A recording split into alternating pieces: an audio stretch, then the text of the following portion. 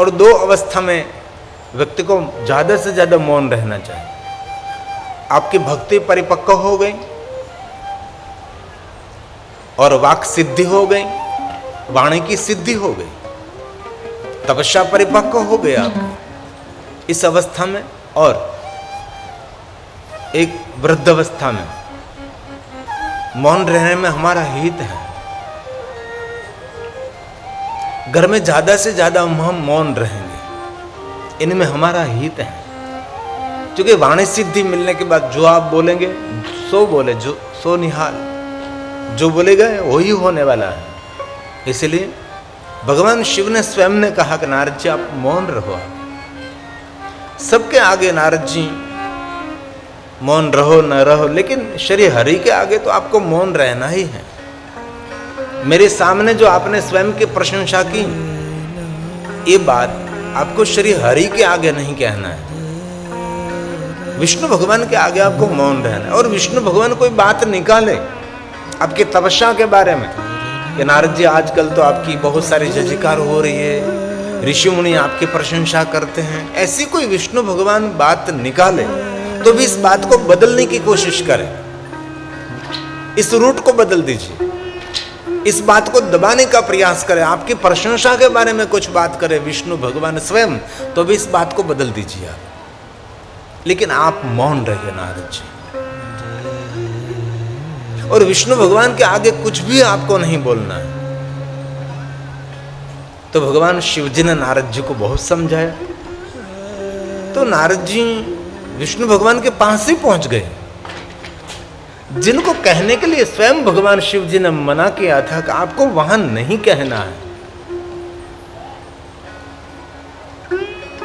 આપણો સૌનો સ્વભાવ એવો જ હોય છે,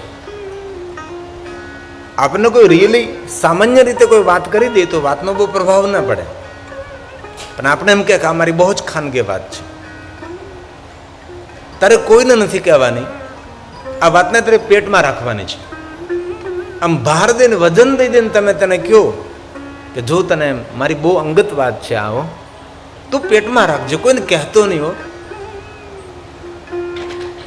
તો આપણને સૌને ખબર છે કે માણસ કોઈને પહેલા કહેવા જશે પછી પોતાના ઘરે જશે, અને ભગવાને આપણું પેટ એવું બનાવ્યું ને, આ પેટમાં રોટલા રોટલી દાળ ભાત પાણીપુરી દાબેલી દાબી દાબીને ખાય, બધું જ પેટમાં રહી જાય, પણ વાત પેટમાં નથી રહેતી।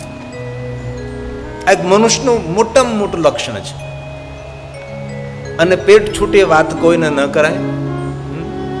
અને બહુ હૃદયથી એક વાત કહું છું, જીવનની દર્દ ભરેલી વાતો, જીવનની છુપાવેલી જે આપણે વાતો હોય એ જેને તેને કહેવી નહીં। આ દુનિયાને તમે બધું આપજો, સોનું ચાંદી હીરા મોતી પૈસા ભોજન જે તમને ઠીક લાગે, પણ આ દુનિયામાં કોઈને પેટ ના આપો। નથી કદાચ ભાઈને પેટ આપ્યું તો પેટમાં ઘૂસીને પગ પોળા કર્યા તેને।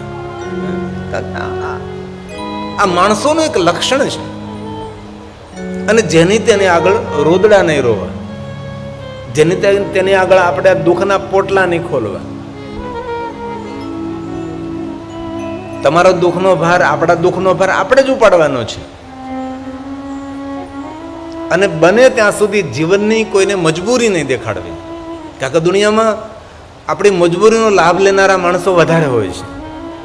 તેથી બને ત્યાં સુધી આપણે મજબૂર છીએ, આપણે મજબૂરી નહીં નહીં કોઈની આગળ નહીં, કભી નહીં,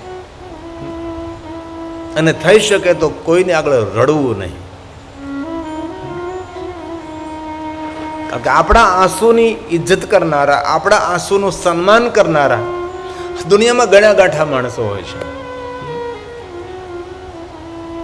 आपके मुख पर हंसी है तो दुनिया आपके साथ है भाई, आपके मुख पर हंसी है तो दुनिया आपके साथ है, वरना आंसुओं की जगह तो आंख में भी नहीं है।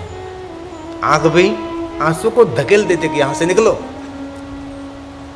इसलिए ધ્યાની તેને આગળ રડવું નહીં।